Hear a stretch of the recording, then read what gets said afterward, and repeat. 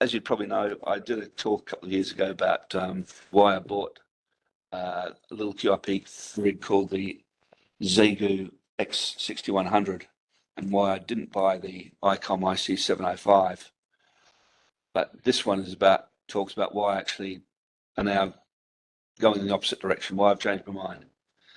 So basically, the original talk was why I chose the 6100 as a QRP portable, particularly backpacker portable rig, and why I chose it to use really with the Alex Loop portable loop antenna, as you can see on the right there. And hopefully this presentation won't deal with that again, but will it also generally talk about QRP portable in general, not just these particular rigs, and also talk about antennas.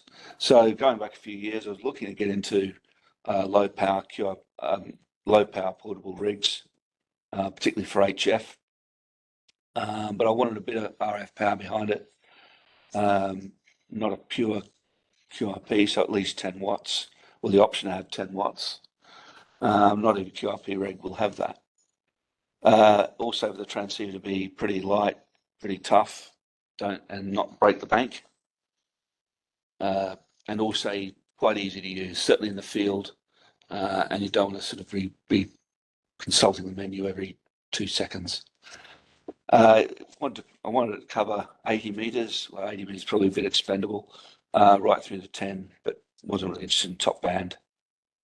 And if I could, have the band scope, which I've got used to and I really can't be without these days. And also to have an internal ATU and to be used with coax. You could use it with a wire, but I really use antennas with coax. Even if it was just for top-up tuning, to get something that's just outside 3 to 1 back in the range, that would have been quite good.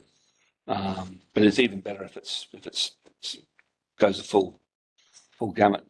And obviously, you want to avoid taking tunes like this around nice and light, but again, something else to carry leads for and plug in and everything.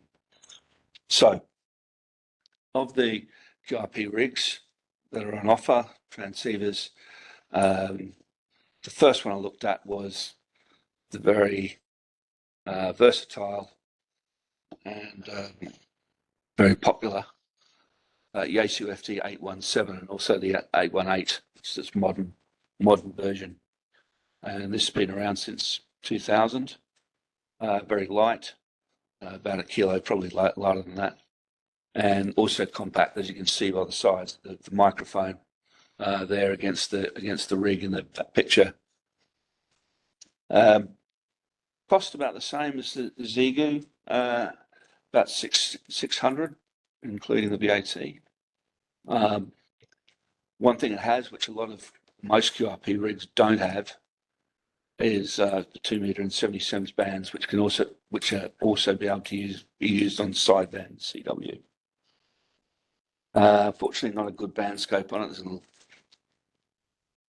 sort of fake band scope really, but nothing serious. And the power's a bit low, maximum 6 watts on the 818. No internal ATU at all. And the screen doesn't really show much information. And just sort of fiddly, certainly in the field, with all the menus and stuff like that. The VFO is small and hard to control really. So I mean, as good as it is, it packs a lot in. Just didn't really tick any boxes for me really. Also around what came out a few years ago to get together with the 6100 was the IC705 from ICOM. Anyone familiar with the IC7300 will see the similarities. Quite light again, a bit over 1 kilo. Compact, not as compact as some others though, and does do the 2 meters and 70 sems as well as the HF through to 6, including top band. Nice, wide, fast and smooth spectrum scope, the same, if not better than the 7300. And also has a maximum output of 10 watts. That's including on VHF and UHF. Nice intuitive controls. You know, anyone using a 7300 would you don't have to really read the manual, and same as the case here, pretty much. Nice, quite big VFO. It's only about 4 centimeters across, but it's quite heavy and a lot of inertia. It's nice to use, and it can be used quite precisely. I'll talk about that a bit later. Just a great all-round performer, really. And if you wanted to, you could actually, have this as your main shack rig, and use it with an external amp if you want a bit more herbs. However, and this is, I think, is a real big negative for me at the start. No internal ATU at all. Not even something to get, say, from 4-to-1 into 3-to-1 or whatever. Nothing. Which I found a little bit surprising. Certainly given the cost as well. It's about the same as now. The thing is, at the time when I bought the TJU, I had an FT857 and an IC7000. So these are basically shucking 100-watt rigs. And I thought if I didn't have those, because they're the HF and VHF, UHF. I thought if I didn't have those, I probably wouldn't go for the 7300, the 705. But I did have them, so I thought no. So looking at the 6100 in a bit more detail, and why I'd settled on it, and it really did fit the bill quite well. The cost, affordable, quite small. You look at the fist mic relative to the size. Actually, the fist mic's the same as an IC7000 if you're familiar with that. Power cord, just typical DC 12-volt power cord, which you can get anywhere. And I change them into Anderson power poles. Got a battery charger with it this is part of the package you get with it. With battery charger, USB cable, USB-C cable, and it covers everything that I want. All of HF, including top band and 6 and 60 meters as well. And that's one that's not completely opened up. So it'll only transmit in those bands, and I think there'll be firmware updates since then, which would probably make it even better. The weight is pretty good with the battery, 1.5 kilos.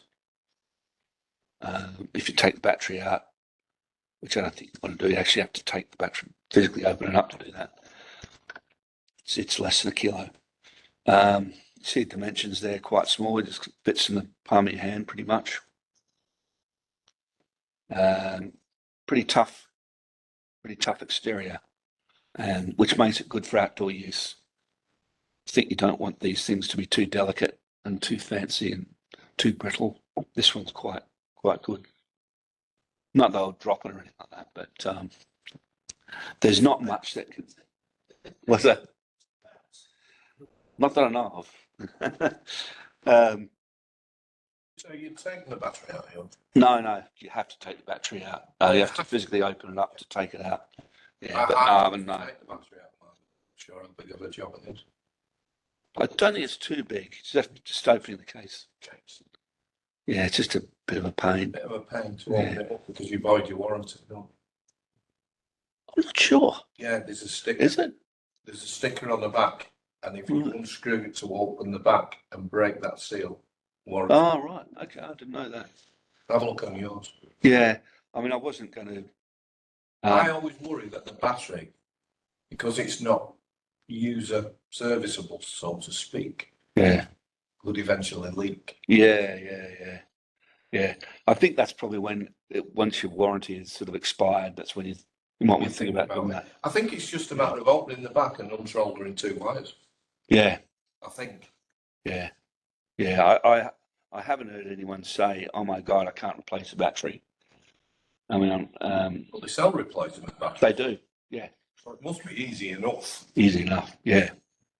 But I think the thing is with these, if you want a different type of battery, you use an external one, plug it in. That's what I use. Yeah, I use a light bulb. Yeah. I think, and to get the 10 watts, that's another one of the things you've got to use external power. Right. Yeah. Not much really that can be bent or break off. I think that's something you can put these sort of wings on it to protect the knobs and stuff. I don't think you need to do that.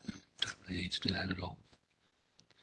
Nice, easy to read screen, color, TFT, about 4 inches diagonally across, which is big enough. I think fits a lot of information in there, as I'll talk about in a minute. It's not a touch screen. Some people may not like that, although I think in the field that may be an advantage.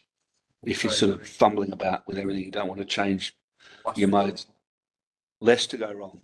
I think that's right. Less to go wrong. And it's nice, big, easy buttons anyway to find your way around. Good resolution, bright enough. If you're in bright sunlight, yeah, it can be made bright enough.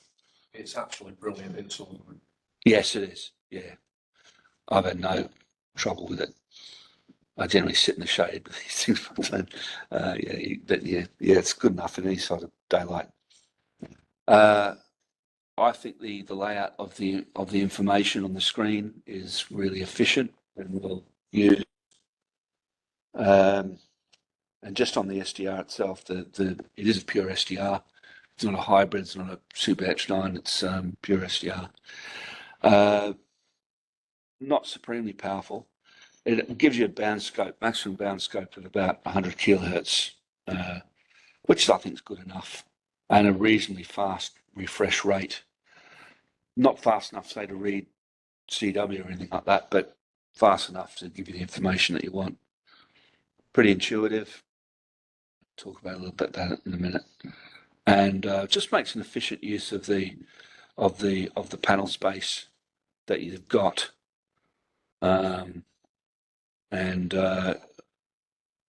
Although I think where the buttons are, I've got some disagreements where I talk about as well.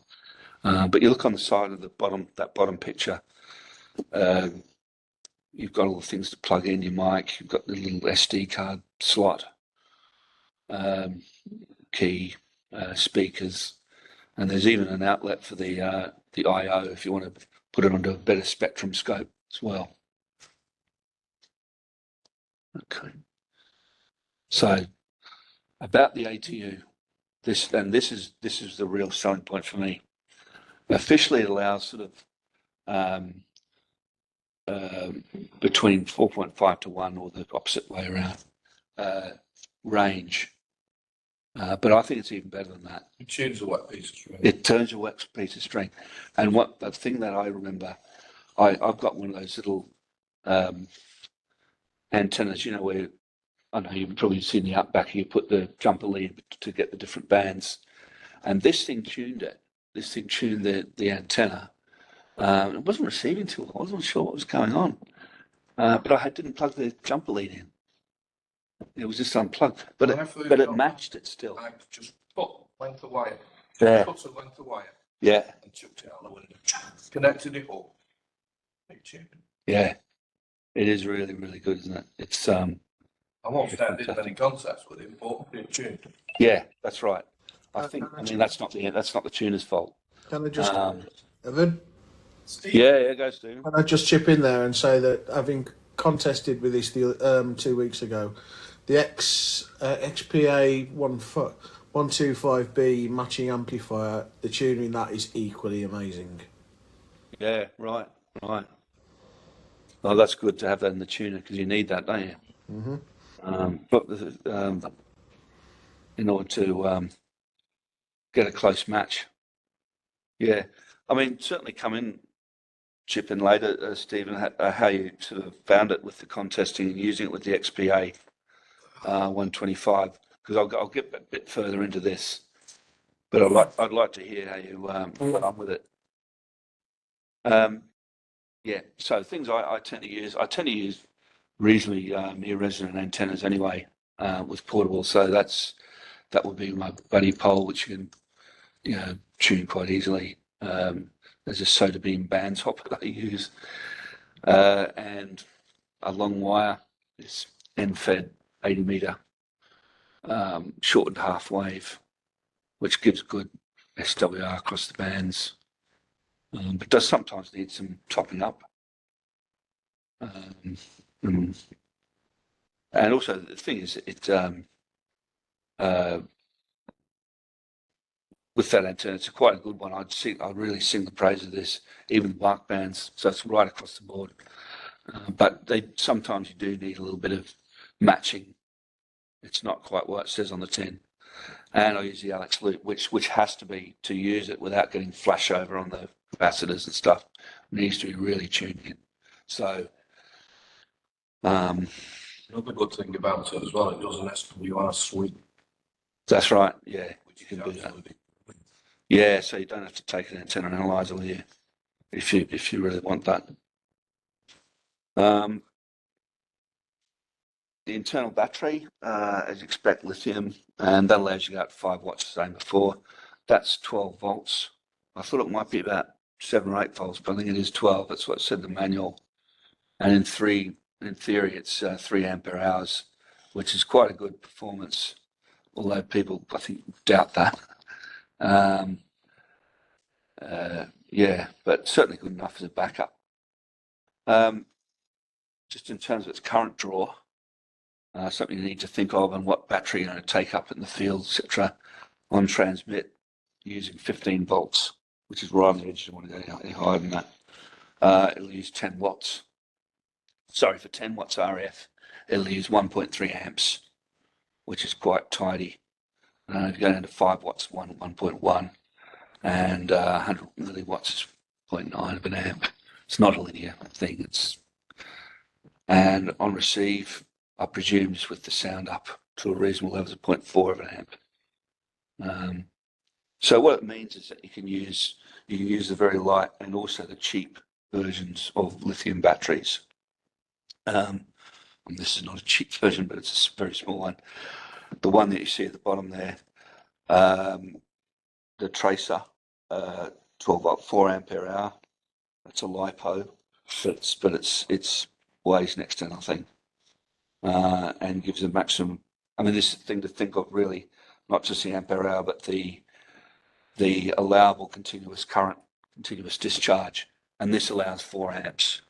So, which is, you can use LiPo batteries, which are actually the cheaper form of the lithium batteries, and do all right. I used a 7 amp hour one. Right. 10 watts. Yeah. Intermittent transmit and got all day out of it. Yeah. Should be able to do that. And what's the maximum discharge you can get with that? I don't know. Right, yeah, you'll be well in range. It's when you sort of start getting into the. But if you're going out in the field, you're not there all day after time. No, but the thing is, with the discharges, that allows you to how much RF power that you can use. Well, it seemed to put out 10 watts every time I transmitted. Yeah. No problem. It's good. Yeah, that's what you want. And you got no choice really. I mean, to get the 10 watts, you're going to have to use an external bin at some point. Just looking at the all the knobs and buttons and all that sort of stuff. This is the top of the casing, and you can see quite easily set out, quite clear. All the buttons are backlit, so you can use it at night basically. There's your band change, your mode selections, various things like switching between VFO, A and B, VFO and memory banks. I guess preamp, I guess.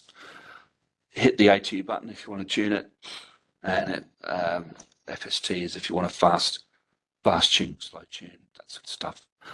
On the left-hand side, just between the two knobs, you get stuff like filtering, your noise blanket, noise reduction, levels and all that sort of stuff. You can press those and set those quite easily. Here's the screen. There's a bigger shot of the screen itself. Again, it packs a lot of info, and I think quite well into it, quite efficiently. It doesn't try and be clever, you know, and just gets the information that you need. So your volume or your RF gain, the top left, your RF power, your signal meter, your SWR meter, that sort of yellow squiggly line in the middle top right there is an audio scope. So certainly for tuning in signals, particularly if it's say RTTY or something like that, or CW, very easy to do that, and even SSB that helps, I think. Also, you see those sort of grayed out things, ATU, NB. So that's whether your noise blanker's off, whether your noise reduction's off, etc. So it gives you all the information that you need: clock, voltage, battery, etc. And you can change the display and click this display setting, for instance, show how easy it is. And you scroll through those various options by turning the knob, the bottom left knob, and hitting the knob and selecting it. Oh, let's go back. So quite clever. Again, it's because it's not touchscreen. It doesn't really need to be touchscreen. It does what it needs to do. Maybe a disadvantage is that it tends to have some of the writing in red on green backgrounds and stuff like that, which doesn't make it easy, but that's a 10th order issue. Yeah, so some other features. As a USB direct link to the PC, a built-in sound card, which is something even a mobile rig probably wouldn't have these days, like an FT891 won't have one, for instance. Good enough band scope. We'll talk about that. It's not perfect. Perfect frequency stability, no problem there. So that's great for digital modes. You know, FT8, which you do need stable frequency for. Can be used directly with M1M logger. And the thing is, just one thing you may want to think about using it for, even if you don't do a lot of SOTA or POTA or whatever, but you do like things like FT8, is use it as your main rig, or at least your main transmitter. So if you burn it out, you burn the PA out, best to burn out an X6100 than that of a 7610 or something. But you can always receive on, say, the 7610. It's an option. So I think its functionality is good as a modern mobile rig, if not better. Just on what Steve was talking about, you can use this with external amps. Now the official ZigGoo one's the XP8 125, which is what Stephen's been using, and that will give you 100 watts in HF. But they're also Chinese.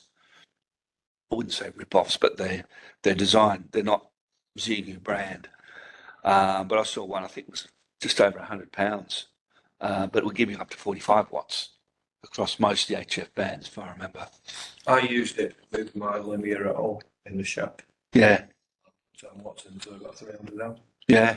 Easy peasy. Yeah. Again, you could, if you're going to do it like that, have that as your main rig. Why not? It's got an SD card. You can keep settings, memories. There's a basic sort of memory key, the CQ things. This photo on the top right, Keith was talking about the SWR sweep in order to basically give you a bandwidth, where your resonant frequency is and whether you stay within your SDR WR bandwidth across what frequency range. So very useful. Something that's a little bit not legal about it is that you just look at some of the frequencies there, they're out of band, but they're transmitting on them anyway. So it's a bit of a no-no, but it's low power. No one's going to really hear you, I don't think. Yeah, but this is an old one. The firmware may have changed it anyway. There are decoders on it. There's a basic CW one, but also for PSK, not just 31, but 63, and also 125, and also for radio teletype. And you can, I'm not sure if you can do it for the maritime RTTY. I'm not sure. People might be familiar with 30-meter band. You've got a really strong RTTY station right at the bottom end of the band from a German weather station. It's a good indication of conditions, actually, but it's with maritime RTTY, it's the polarity swapped between ours, and it's also much wider. So I think it's about 450 hertz or something like that, as opposed to 170, which is for us between the two signals. I think the ZU allows you to do that, to change that for that, but something that the IC 705 does not. So getting that information's good. I'm not sure why else you'd want a RTTY decoder, to be honest. You're going to be using it with a PC anyway, I would have thought. But anyway, CW, there's a basic decoder there, but you've got to actually tell it the word per minute rate that you're receiving on, or get it thereabouts. But again, this is an old version that may have got better with firmware updates. I don't know. What version is yours? It's pretty early, one of the earlier ones. I bought mine in 2021, I think, and so it was just really come out. Yeah. But there's this Russian guy who's done some fancy stuff with it. Good though. What's that? It's really good. I have heard that. Yeah. But the good thing with it is you load that firmware on the SD card, and if you want to go back to the original firmware, just take the SD card out. Yeah. And it goes back to the Right. Fantastic. Yeah. But it's tricky to download. Is it? Yeah. I'd imagine there are other things as well out there.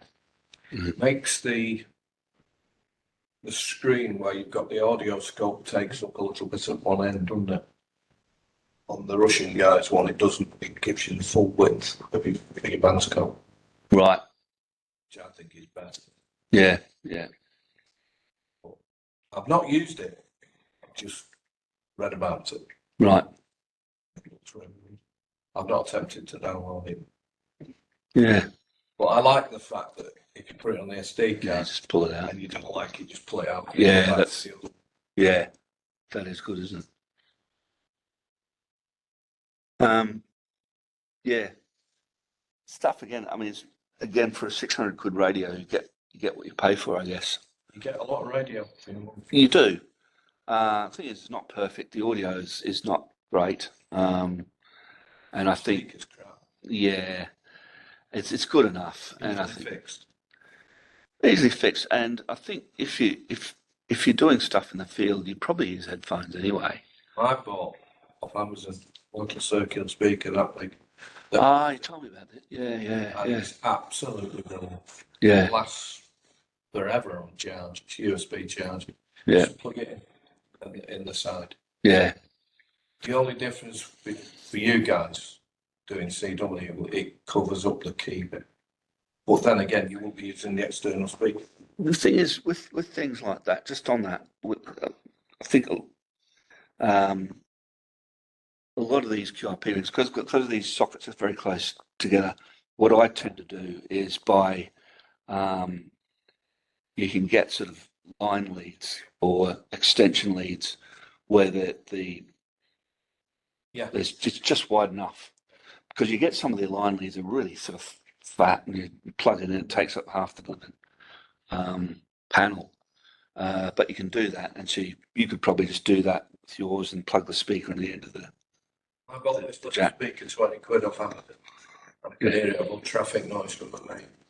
Yeah. Well, there you go.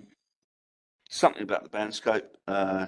it does tend to play tricks a bit. You get sort of, you call birdies, these sort of heterodynes which seem to appear out of nowhere and appear on the bandscope. And I think for an inexperienced operator, that might be a bit off-putting.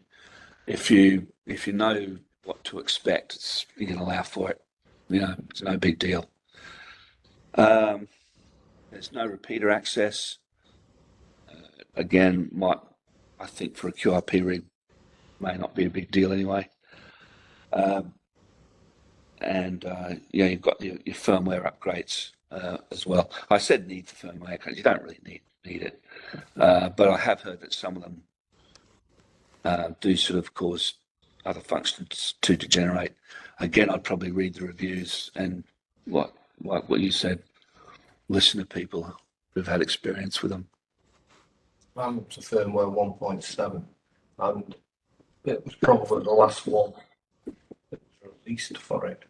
But now they've released the new radio with 6200. 200, so they reckon there's not going to be any more firmware updates for the system. Right. Because ZEGU tend not to do that. They concentrate on the newest model. Yeah. And what ZEGU do is you are their beta testers. Mm. When they bring out a ZEGU radio, it's full of bugs. Yeah, I remember that. Yeah. That's just the way that. Yeah, it's Microsoft, isn't it? Yeah. Yeah, I think if you allow for these sorts of limitations. I think what you got to say to yourself, know its limitations. Yeah. And for me, you mentioned birdies. Most of the birdies on mine are at the most end. It doesn't. Well, sorry, this one little bit because there isn't many birdies on mine at the single. No. Well, on mine they tend to be on 10 metres. 10 metres is what right. I've found. But I don't find them anywhere else. I don't look for them. I certainly don't look in the Mickey Mouse Moore section. No, I'm the same. Well, But the ones I've found always seem to be at that end. right. Okay. I mean, again, that's essentially where I hang out. So, yeah, and there just seems to be mixing sort of issues. I mean, you see one sort of blip, and you tune up, and it goes away from you. But again, for an experienced operator, someone like yourself, you'd recognise that for what it is. You know, expect someone I think, someone who's sort of very, very new to radio, probably not that technically proficient. This stuff would be frustrating, I'd imagine. Oh, I would struggle with it. Just sorry. Excuse me, did anyone deal with the shortcoming there? well, I don't know because it's only just recently come out, the 6200. And like I just said, they released the radio too early. They can't need to do that. And what it needs is at least 2 firmware updates to iron it out. The 6100 was the same when that came out. There was loads of fun with it. But they released about 3 firmware updates and it became a bit better and better. But whether they're going to release any more for that one, because now they've got 6200, they'll probably concentrate on that. But can't people go do their own thing independently? Well, they reckon it's easily hackable, that radio. Yeah, you can put do SJTX and various other things on it, so you can actually do that. Yeah. What's SJGX? FTA software. You can put things like that directly on it, so that's actually, if you're into that kind of thing. I mean, to be honest, I wouldn't probably do FTA with this, but if you're into that kind of thing, it's something you can do. So. Neil's got a question. Uh, The 6100 in the big screen, obviously. Why didn't you go for the G90? 20 watt. I'll talk about. I'm talking about the G90 in a few slides. So yeah, that's a good point. And the fact that it was 20 watts and still a small rig and quite cheap was. I did look at that, but I'm getting ahead of myself. About that one as well. Yeah. just something that, and this is from, I've seen sort of YouTube's videos from the States particularly. They do struggle with broadcast, AM broadcast stations, but you don't really have many of these around here these days. So that's not really an issue. In America, they have sort of 200 kilowatt WXKV AM and Seattle or whatever, and but not many here. But you do hear the breakthrough. One thing I think they're probably not doing, and this is a smart thing that ZigU does, is actually the default gain setting is RF gain setting is at 50%. So I'm wondering if these guys who are, I've got it cranked right up. I found 50% it's adequate on. Oh yeah, probably more than adequate. Again, it's very sensitive. The SDRs are quite pure SDRs, are vulnerable to overloading. Noise reduction is brilliant. The noise reduction is okay. I think the 705 is better, but for what you're getting, and you've got different settings you can set manually for noise reduction, noise filtering, noise blanket, all that sort of stuff. And you've got twin passband adjustment. Yeah. Just like you have on the bigger rig. That's right, yeah. Yeah, just something, maybe the strong signal issue, that may be a problem for, I think, for contesters and DXs, but I think people who start out on a Sunday, jaunt on a mountain, probably don't care so much. Can I just add one more to that list, Evan? Yeah? Yeah, and that's the fact that the VFO knob is free running. That the fact that there's no clicking or anything like that, and once you put it into a position, you only have to mind you touching it, you're in a completely different frequency. And that's very annoying. Yeah. I think there is a lock or something on it, isn't there? Lock. But yeah, you don't want to chop and change that all the time. But that's one of the things I liked about the 705 is the knob nice and steady and smooth. Is it controllable from things like M1? Yeah, fully cat controlled. And it's actually got Wi-Fi, and they're on the this is for both of them. And Bluetooth don't work very well on it either. Doesn't it? No.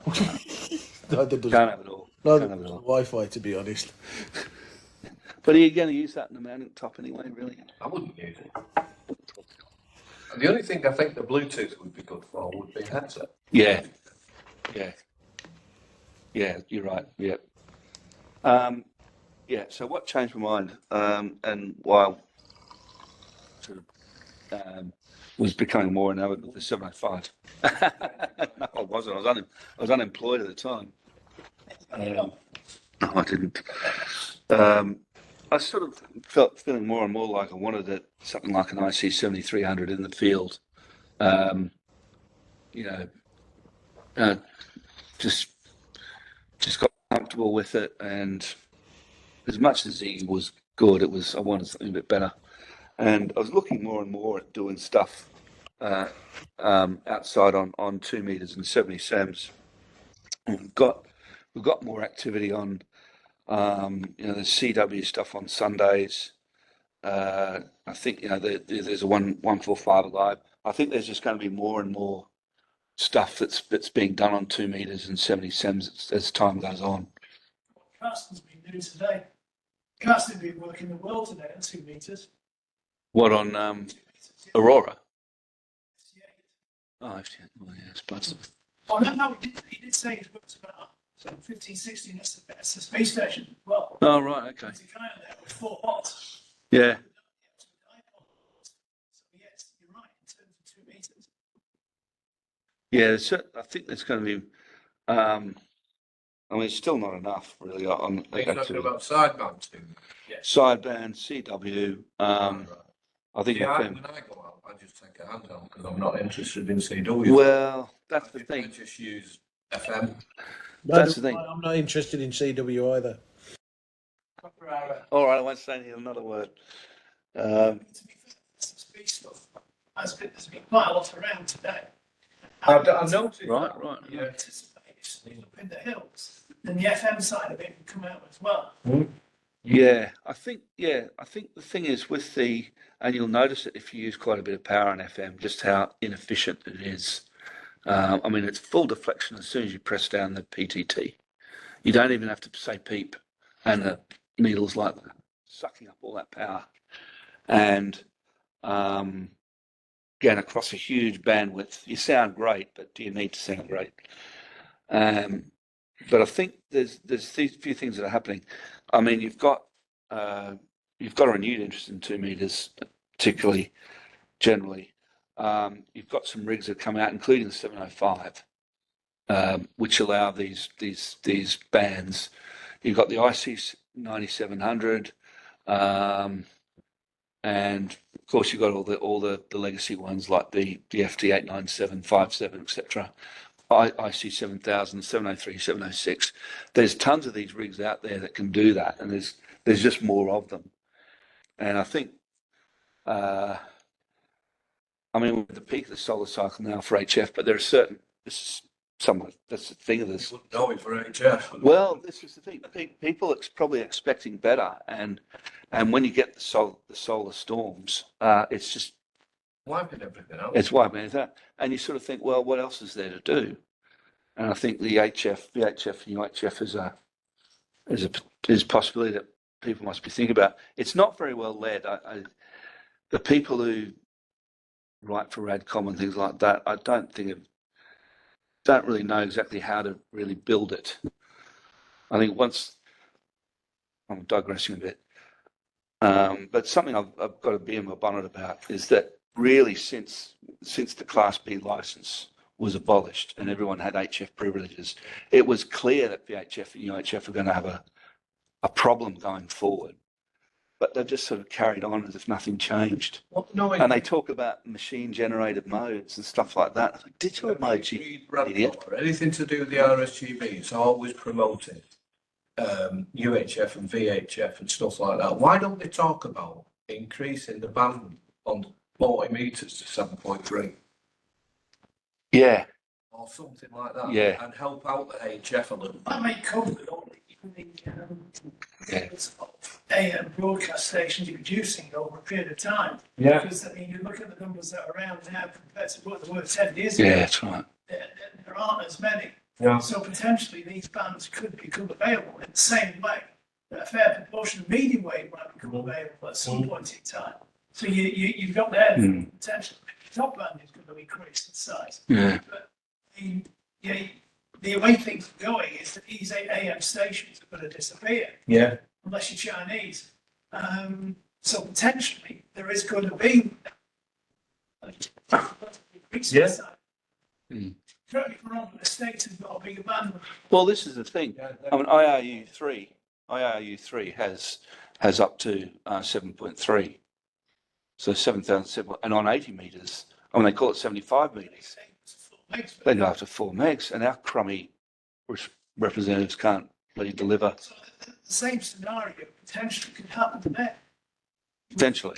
Reduction of broadcast stations. Yeah. The thing I do recall is that down in the 4 megs kind of area, there's a lot of African type stations which, remain gone. Yeah, and the tropical bands and stuff. Yeah, possibly. I don't know the reason why. Yeah, it's just one of my crimes. No, I think it's fair enough. And certainly, I mean, with contesting, I mean, CQ worldwide, it's just chock a block between 7 and 7.2. There's just no room That's at all. what I mean. For people that don't like contesting it, they want to go on at weekend and they want to go on 40 meters at night, say on a Friday or Saturday night on a big contest weekend. No chance. Yeah, You can't put a pin between. yeah, yeah. Contest is to just transmit over. That's something silly. We're not advocating that, by the way. I don't know. There's no recoverable on HF anymore. No, I don't not really. really. No, a lot of it's gone, you're right. Yeah. I think if you were to look on something like QR100, as I would describe QR100 as a mini HF band, there's a lot of people using QR100 now. Yeah, it's a proxy. Previously been an HF rag tube. Because there's a lot of rag tube going on QR100. Mm. It's the same with FTA. I mean, a lot of people are on FT8 now and do nothing but FT8. It used to be HFers. Yeah. But they find it easier to go on to, Yeah. because they don't need the antennas, That's right. don't need the power. You've got to remember that a lot of people also are restricted in what they can put off. Exactly. And that's why they're so popular. Well, I think people are. FT8. If you're, you know, if you're 100, it's easy. You're very small. You can get on there pretty easy, just 7 or a 705. Yeah. I think you probably get on with a handheld. No, it's a bit much. I mean, that's FF. Oh, sorry, yeah. But I mean, you certainly can get on some of the level, if there'll be satellite through there, obviously, but that's a different scenario. Back to the talk. all right. Okay. All right. Did you? You started it. I started. Yeah. But by and large, I think VHF and UHF are going to slowly but steadily grow in activity. I mean, it's got Facebook pages. There's more social medias here. There's more ways of getting skeds and things like that. Add that all up and the new equipment. I think there's potential growth there. So adding this all up, and also something I didn't really need. I felt, I've got an FT857 and an IC7000, so that gives you 100 watts on all the, 50 watts on 2 meters and I think 35 on 70, but certainly a lot more than 10. I just felt I didn't really need the power. It's carrying all this extra luggage.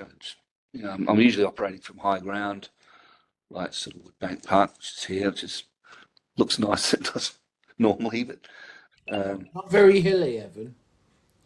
no, but it's high up. It's quite high up relative to the surrounding suburbs. It is quite hard, isn't it? Yeah. And also Eccles Pike, which is sort of between Chapel and Whaley. So that is quite reasonably Is that high what up. that is? Yes, that's the second picture. So that's looking towards Manchester city centre. Which is not far from Bugswood. Right, okay. Thing is that, I mean, the big mobile rigs, they're great, give you 100 watts, but you do carry an extra weight, an extra kilo at least for some of these, even the lighter ones. And in order to get the QRO power, getting towards 100 watts or 50 watts, I guess, on it, 2 meters, you're going to have to use quite reasonably heavy batteries, even with the lithium. And you also, coming back to what I was saying before with the bog standard lithium, the LiPo batteries, that will give you stuff, say, up to about 30 watts. There's a continuous discharge that you need for anything higher. Can only be really dealt with by a LiPo battery, and they tend to be a bit more expensive. And for instance, this is the one I've got.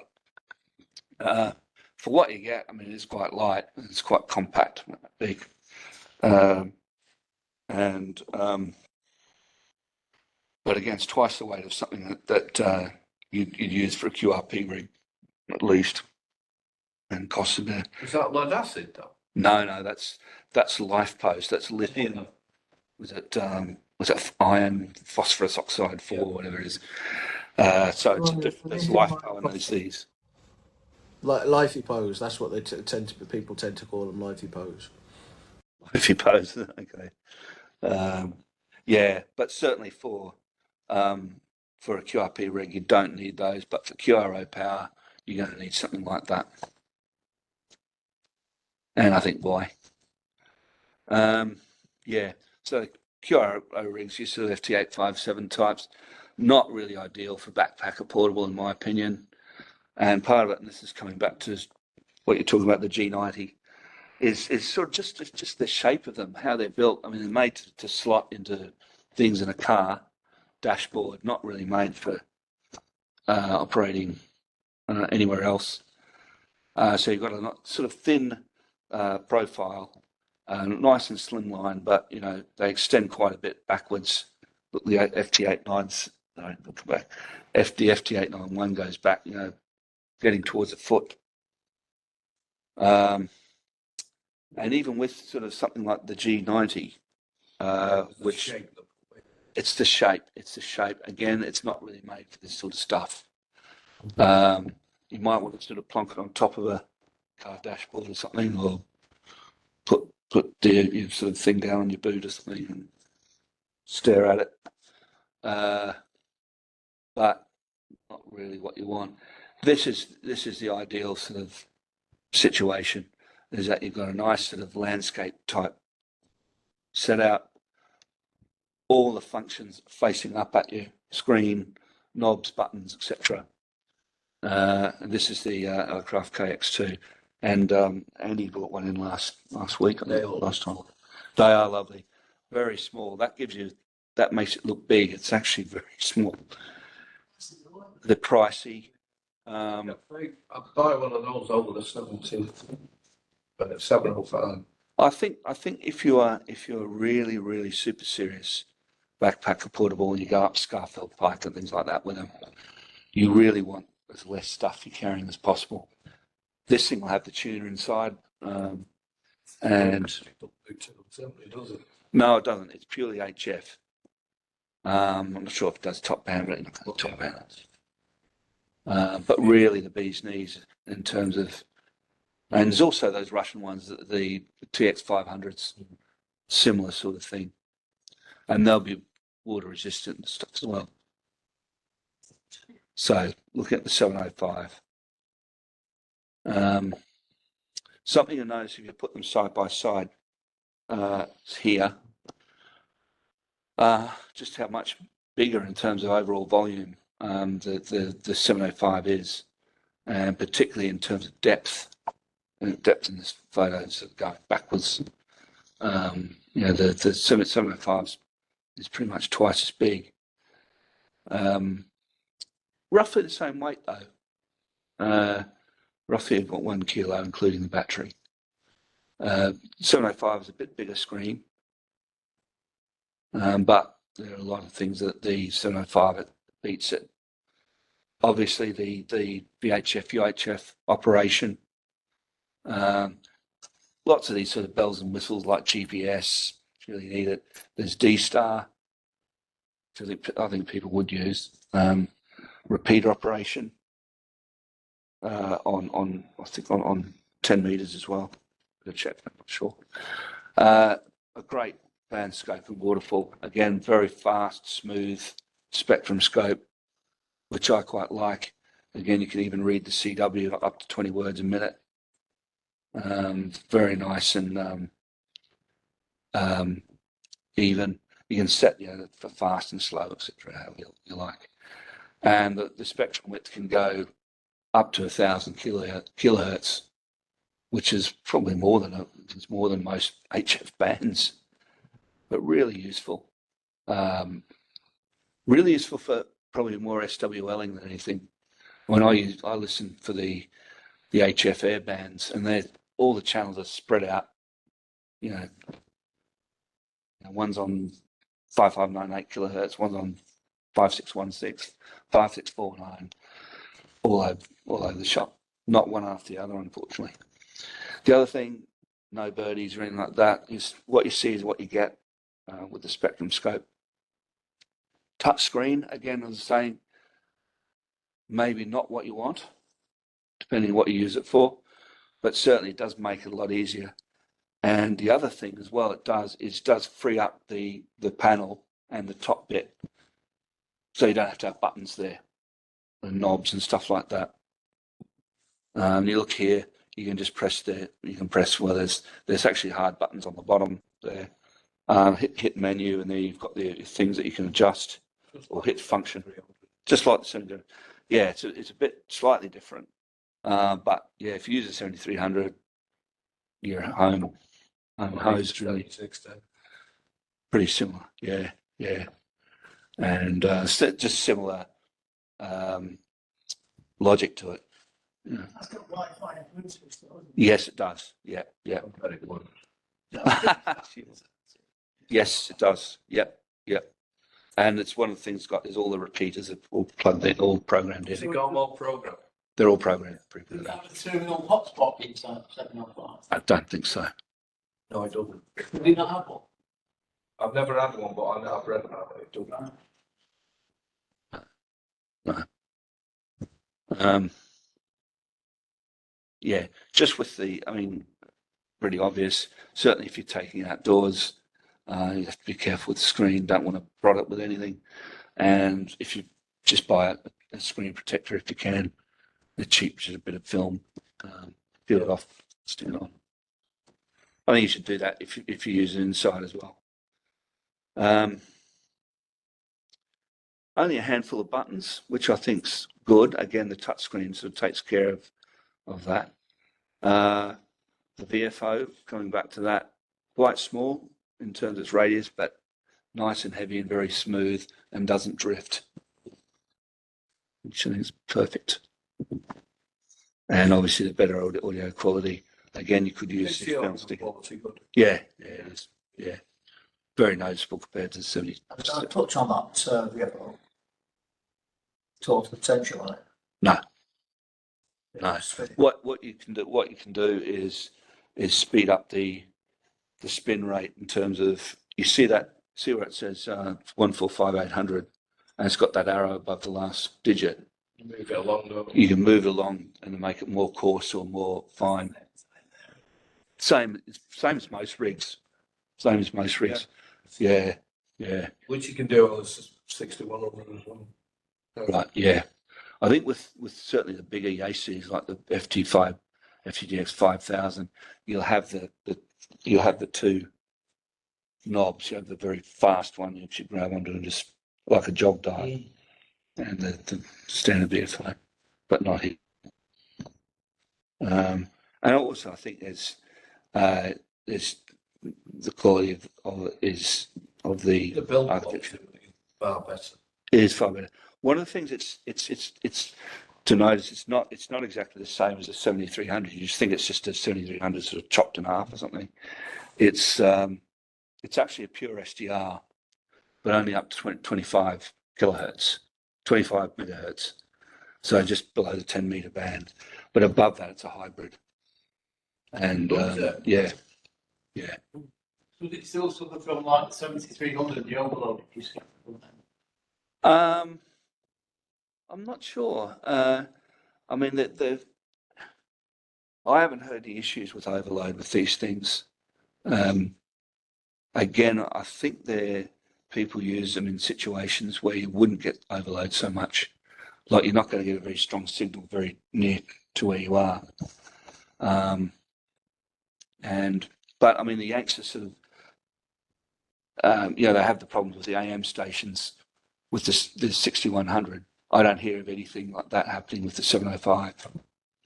So I'd imagine if it's really something really close, it would probably not do very well. So what's a bit disappointing, obviously the price. But I still twice the price. Twice the price, and do you get twice as much? Probably not. These things are never really linear. But I think good value for money, and it's what you want to do with it. If it's just going to sit inside and gather dust, you're wasting your money. I think the thing that put me off it was I don't want to take a £1,300 radio in a bag out into a field. That's the thing, and I think you may want to if you've got say a 6100 or 6200 or something, and you've got a 705. Depending what you want to do, if you want to take it to the beach or something, if you want to take the 6100. Then again, Just have to be careful. the price of your equipment is going sky high then. Yeah, I mean, You're going up to £2,000, aren't you, if you have both of them?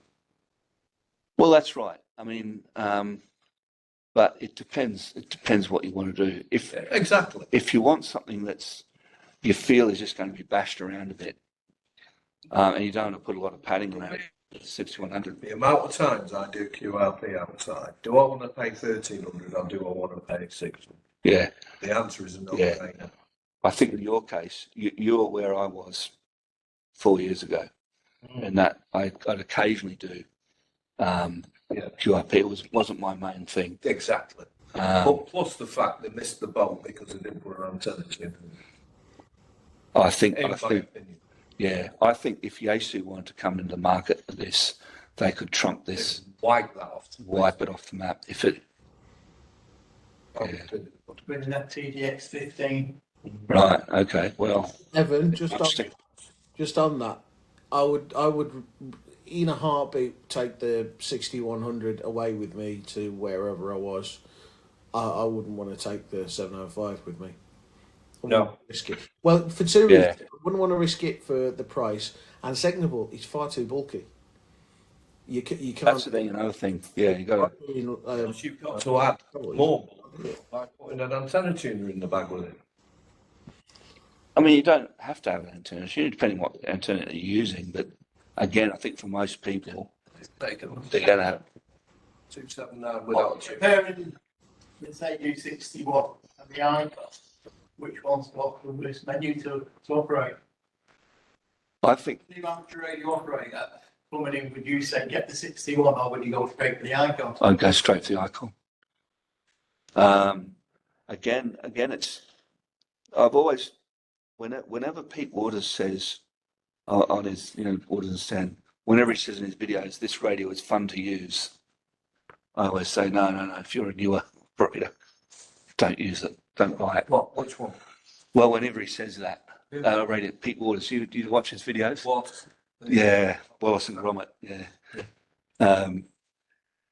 I think, yeah. Again, he's obviously an experienced operator, and people, again, things like the band scope, the menus. I think for someone new might be a little bit tricky, whereas a 705, it's just very straightforward. But You know, it all comes down to price. depends. And the It thing depends. If you want QRP radio, can't afford a 705, you will learn how to operate a 61. That may be true, but I think there are a lot of people out there who, and I think this is the market for the IC 905, is that money, but probably don't really have the technical know-how to use something else.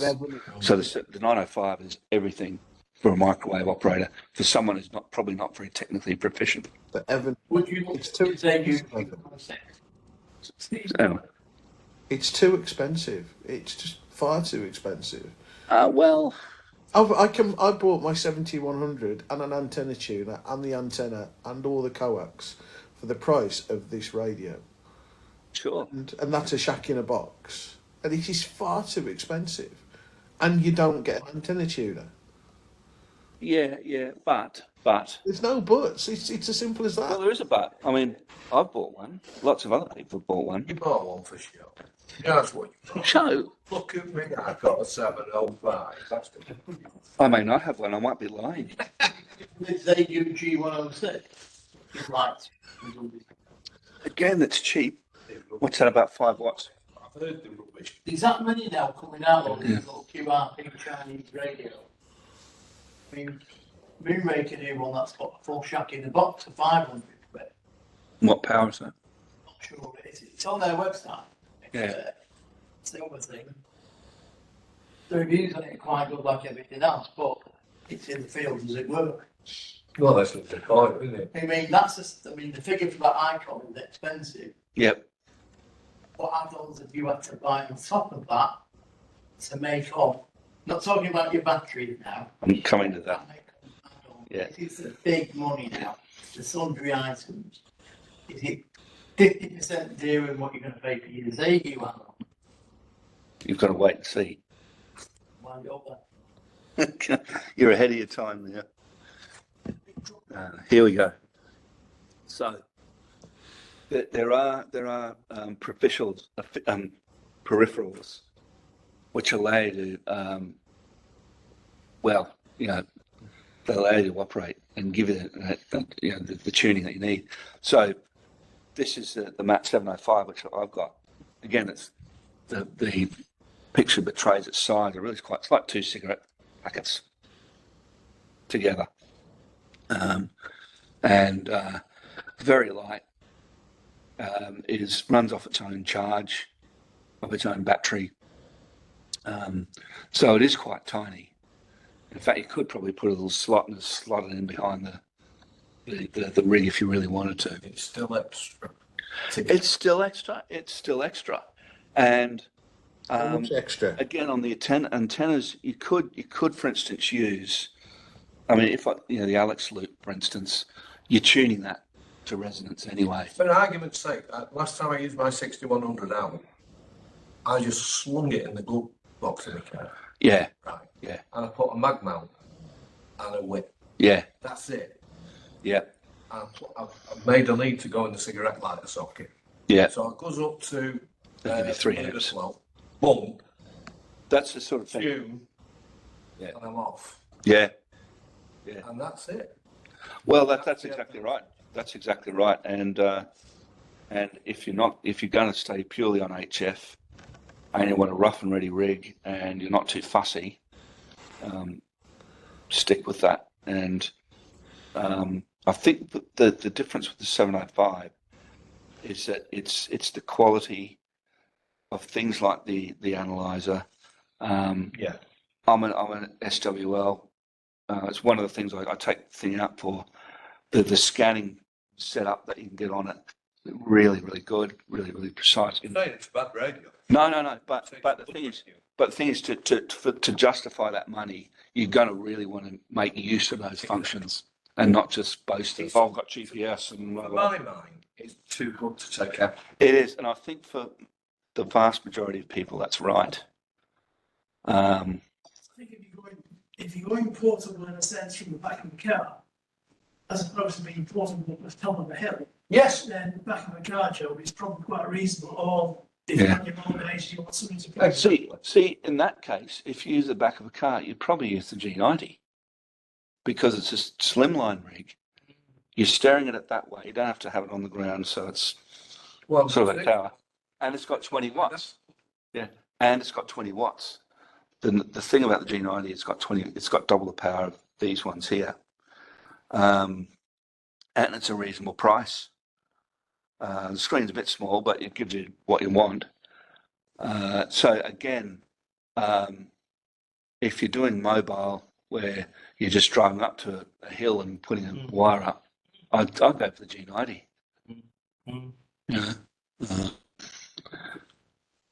Yeah. But that's not really what I'm after.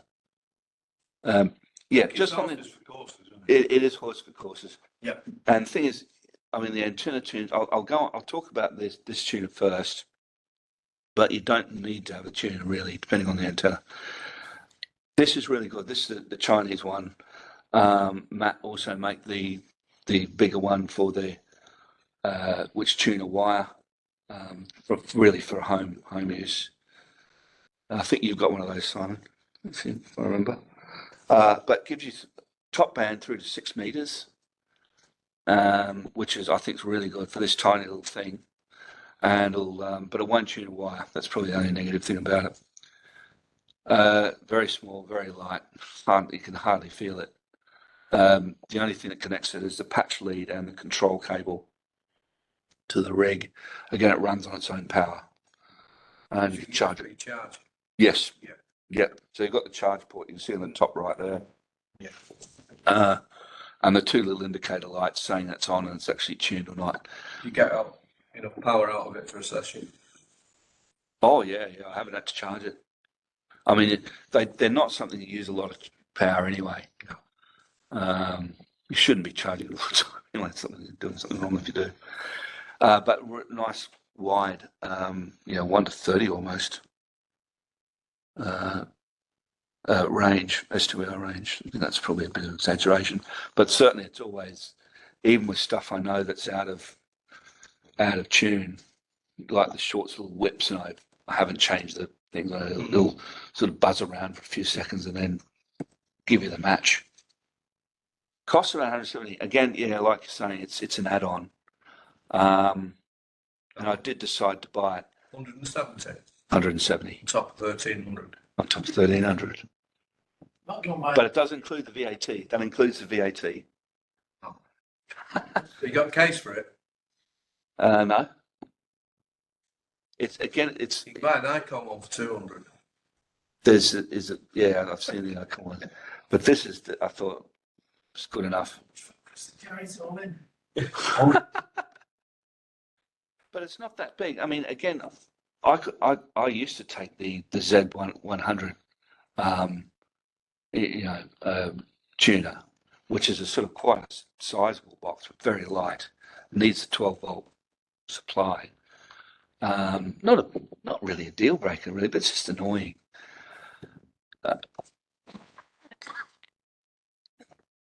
I'll take. Excuse But I think that very was simple. thinking how much you spent.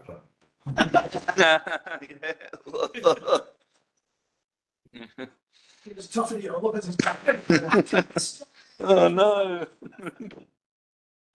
Thought this was hard work as well. But you can use pocket tuners. You know, I've used something like this that's on the bottom there for ages, and it's just a matter of tweaking the inductors and capacitance. Use the onboard SWR meter, then you'll be all right. Just takes time. I mean, one thing I am a bit lazy, and even with when I use the Alex loop, if it's slightly out, I go up the band a bit and it's a bit off, and I should retune it. I just press the tune button here to I did the same thing. That's the thing, and it just makes. Again, you can say, "Oh, but I paid 170 quid for it," but it does make the operating nice, and I do use it. Pay money for it and you use it, then That's the way I look at it. That's how I judge it. If to I me, talking about 1300 plus 170, I don't know what other peripherals you're going to talk about. Before you know it, you're going to be well over 1500.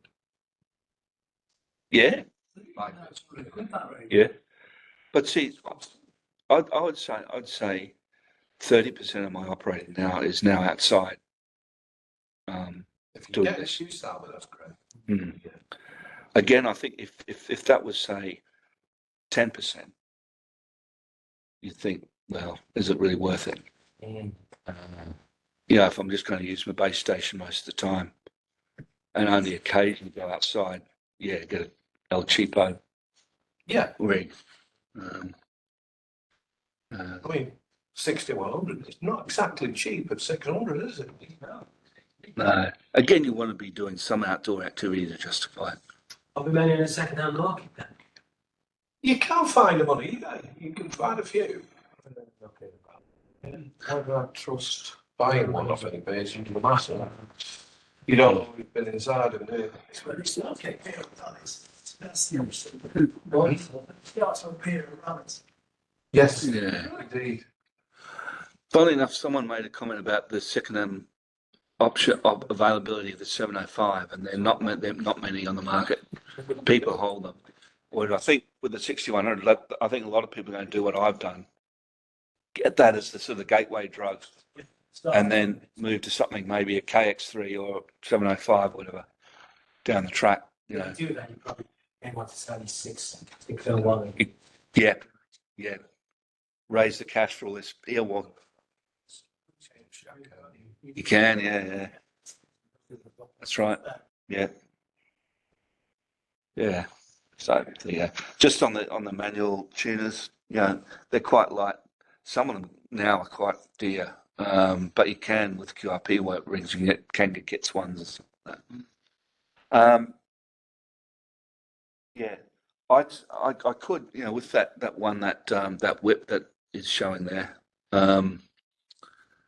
Again, it's one of these things where you pull it out to the right length and put the clip in the right area and stuff like that, but it never gets it to exactly where you want. So I just sort of press the tuner, do the rest. But you could adjust it and use the internal SWR tuner, or maybe a rig expert or something like that to give you what you want. But it's time and I'm lazy, so. We have lost that concept, we have moved on by the time we tune it up. Yeah. And these things are quite sharp. Too close to the ground. Yeah. So I'm on a tripod down to raise it down a bit.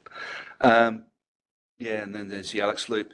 You can see this is the new one. It's not the one I've got, but you see the light comes on when if you've got key down, for instance, or your AM is click the PTT, you just tune it until the light appears, and that should be roughly within 3.1. Not quite. You've got to, and this is where the tuner can come in, is that you can be a little bit off, and it takes a bit of time to tune it right in. And if you move up band a bit, and it changes, and it's just easy to tune it. Have you With had the ATU. the Segu 5.1? No, That's the one without a band scope. I think it's got an LED band scope, doesn't it? A little LED thing, a bit Yeah. like the 817, Yeah. but it's got fantastic battery life. Right. It's black and white screen. Yeah, it's not backlit or anything, is it? You cannot find one of them on the second-hand market in this country. Right. Okay. I've searched high and low. There's one place you can find one, and that's in Holland. Yeah. So they must be popular. Yeah. Or no one bought them. They did. I don't know anyone who's got one. I don't know anybody that's got one. But if you go on YouTube, Yeah. loads of people praise it. They think they're better than the 6100. Basically for the battery life. Yeah. And Right. it's got the antenna chip. It was one of the first of these sorts of things, wasn't It's it? only 400 quid if you can find them. Yeah. Yeah. There's one on eBay now for £495 plus £16 delivery. Where's it from? I don't know, it just says eBay, I haven't looked yet. Holland. Or Netherlands or From something. Germany. Come get it. Yeah. Fire. It's getting right. Hi. Yep, Netherlands, you're right. Thank you. It's the only place you'll find it. Well, what did he say? Netherlands. Netherlands, right. Yes, I know that. Well, apparently they're brilliant.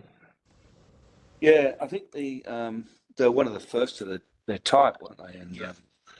And again, I think once you're used to sort of these fancier colour screens and that's what people want. Yeah. Whether it's useful or not, it's another The matter. downside is it drains your Your battery. Yeah, exactly right. Exactly right. I think those Russian ones, the TX500s, they're all LCD, and they do have quite a good band scope, but it doesn't look as fancy. No. Yeah, just this is my kit, which I take out using it with the Alex loop. So that's obviously the 705, and just behind it on the left is the tuner. Again, it looks bigger than it really is. It's only tiny, very thin, very light. Using its own power. The indicator lights will tell you if you're tuned or not. All you need is the patch leads and the control cable, control line. It's a pity. I think you have to use a control line with it. Sometimes it does just tune up when you key up automatically. But I think that's because the control line's telling it to do. But it is really good. It is a really good little tuner. You operate. I usually operate from 40 meters up to 10 CW usually.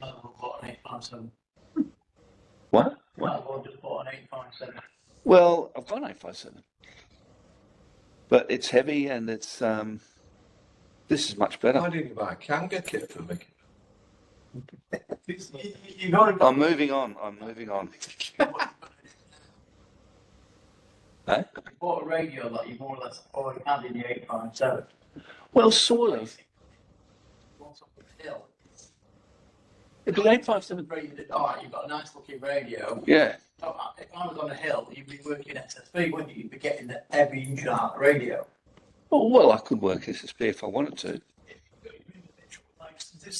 I mean, the 857. If I did say I want to do a VHF contest from the side of the hill, I'd take the 857 and use it on full smoke. I should try that on. Shouldn't It flips Yeah. right away. I should try that on. VK3. Can we move on, please? Sorry, I heard something. Can we move on, please? I'm getting bored. Only for local people who turn up. No, it's all right. Yeah.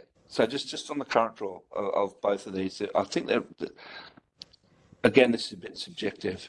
The IC705 probably a little bit more than the 6100. Again, people are doing these tests. You see them on YouTube videos. To get 10 watts RF from the 705, you're using sort of 30 watts of power. And something to note, if you're using that on VHF and UHF, it's a little bit higher. For 5 watts, you're getting about, only have to use about half as much power. And then if you're receiving only 6 watts, I'm using watts because people use things like amps and stuff, but you're often, I was using 12 volts, sometimes using 13.8, sometimes using 7.4 being voltage of internal battery. So it can be a bit confusing. So there's not much. It's reasonable. The 6100 tends to be a little bit lower for whatever power output you're doing. 20 watts over 30 watts for 10 watts RF, for instance, and going down as you a little bit as you go down.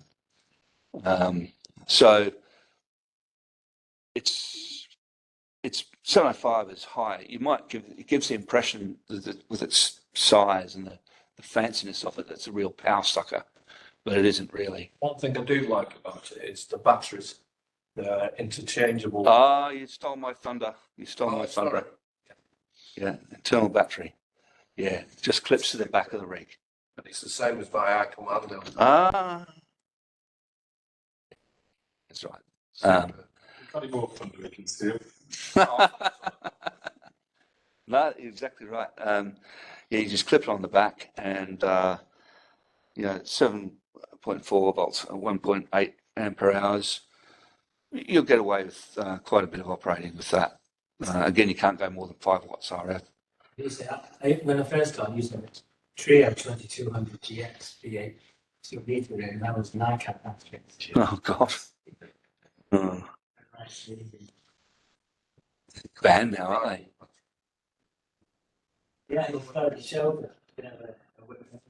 That's when you used to have to stick your feet through the floor of a car and run with them, like the Flintstones.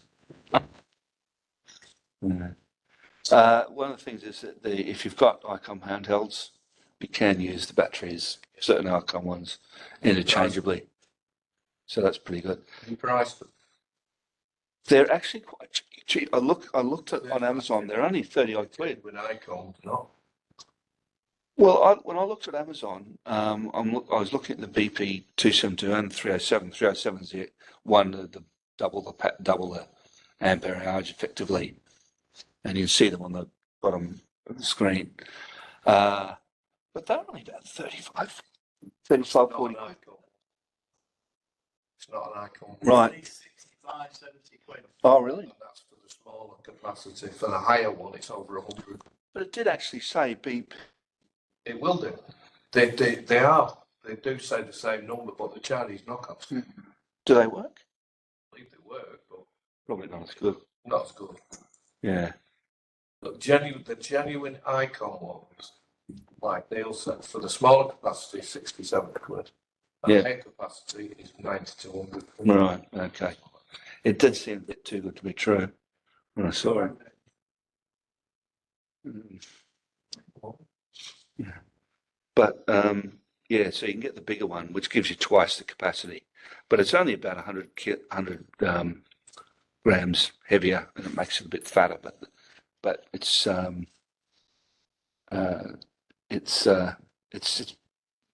again, if you just want to use it for 5 watts, might be an investment to, and you can swap it out with your handheld. I said 34 in Amazon. The only negative, I would have thought maybe they could have allowed a bigger battery to do up to 10.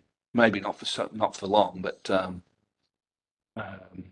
get, I think the key thing is your current discharge, and ampere hours is one thing, but current discharge is another. Added too much weight to it. Adding too much weight and cost.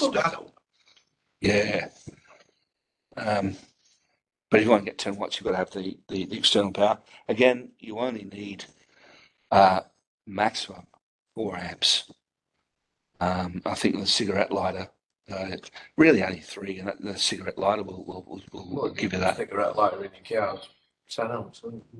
Is it 10 amps? It's 3 amps. Oh, all right. Okay. 10 amps. Oh, all right. Oh, I didn't think it was that high. Okay.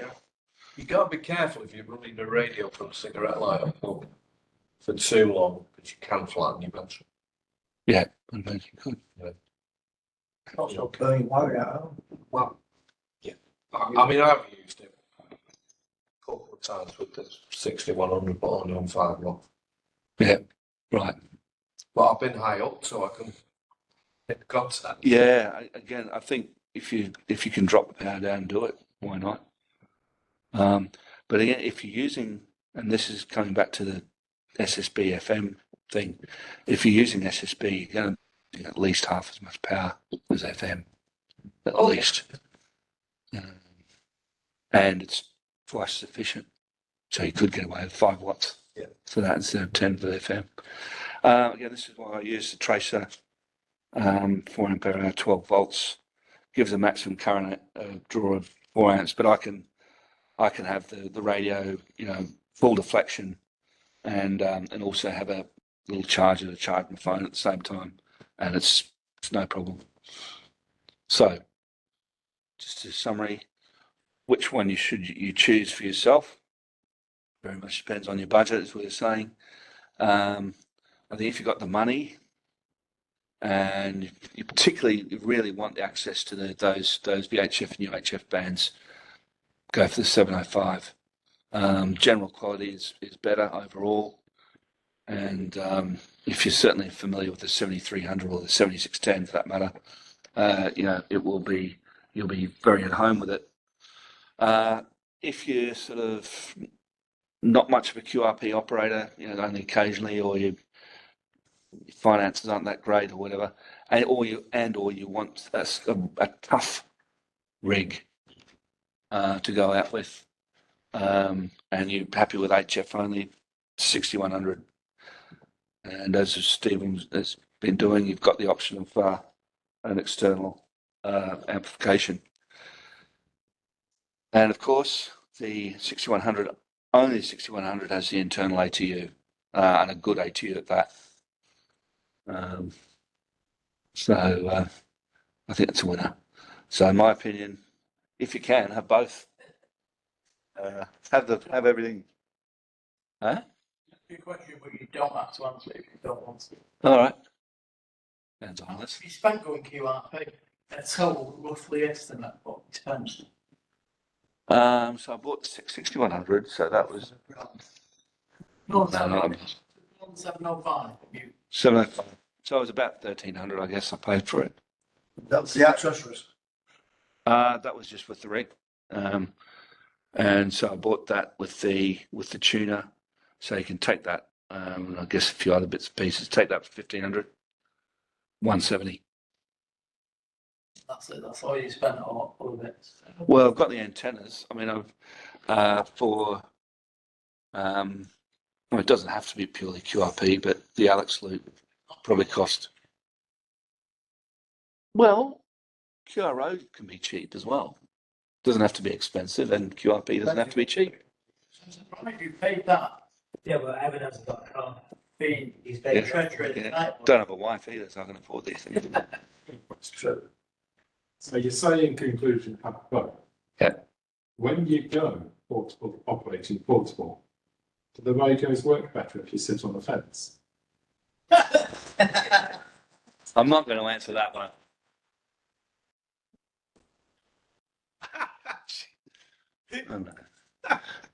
That's a great question. That's it. You can't afford Not having any more. the farmer's wife on his field. That's a classic. That.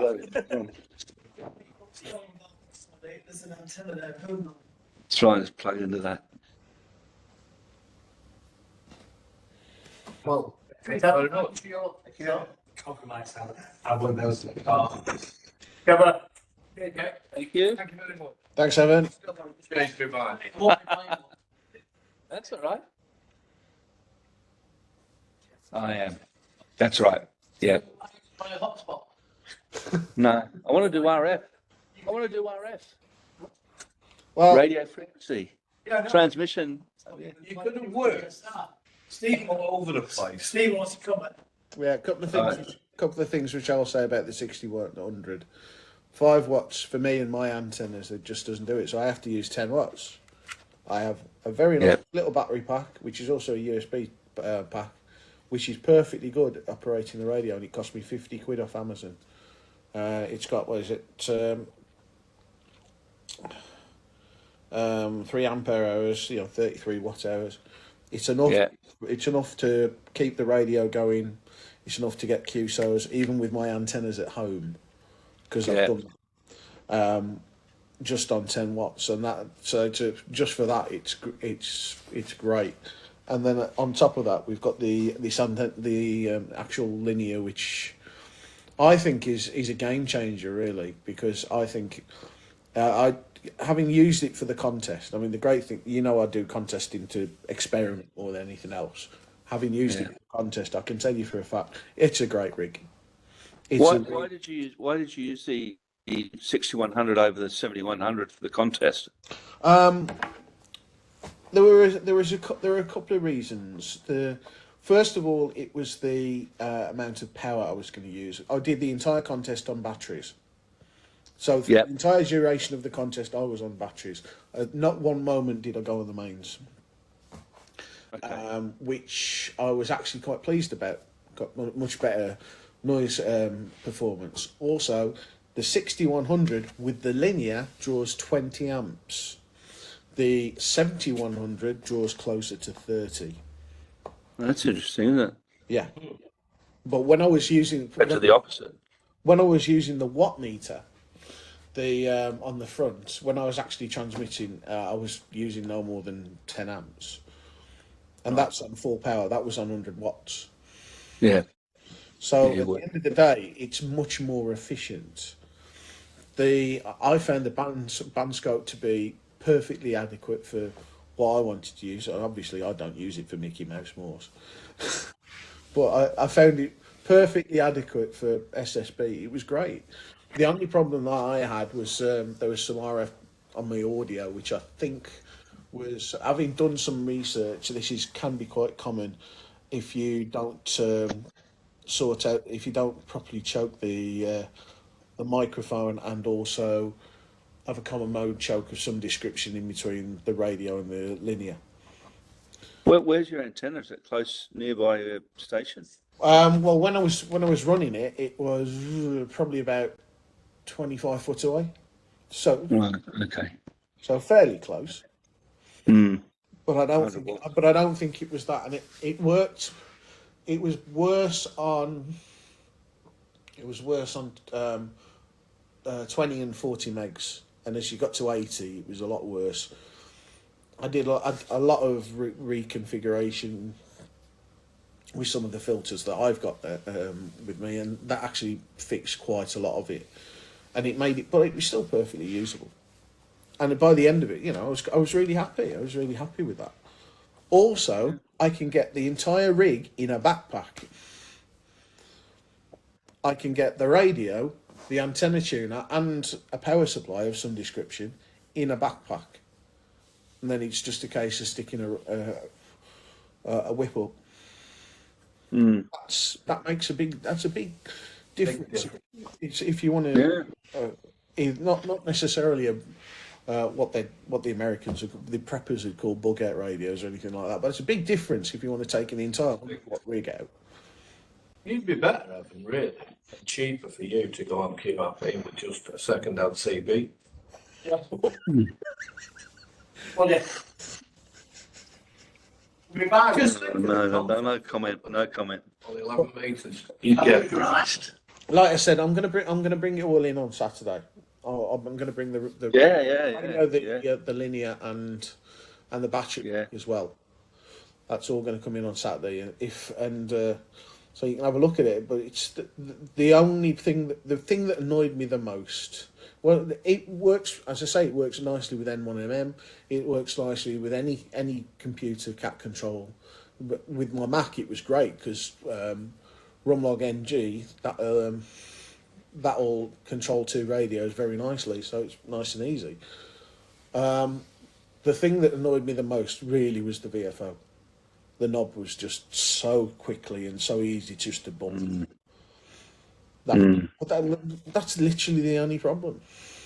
I mean, I think you might be able to, certainly if you use M1MM or contest riggers, get used to changing the frequency through the PC, through the mouse wheel or something like that, rather than It's the a VFO. new experiment. That'll be a new experiment. Yeah. But I'm probably going to use the same rig for field day. Right. Okay. I will be portable for field day. I'll be, by the look of it, in the ex-Wales, mum and dad's back garden in Hawkshaw. So Yeah. Stay with her. Yeah. Sounds good. Yeah. No, I'd be interested in seeing that amplifier.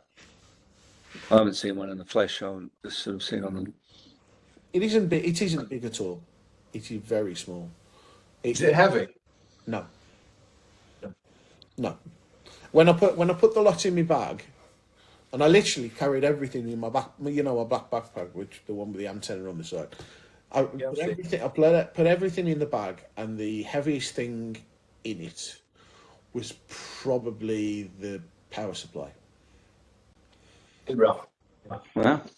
That was literally the heaviest thing in it. So It's big, you know,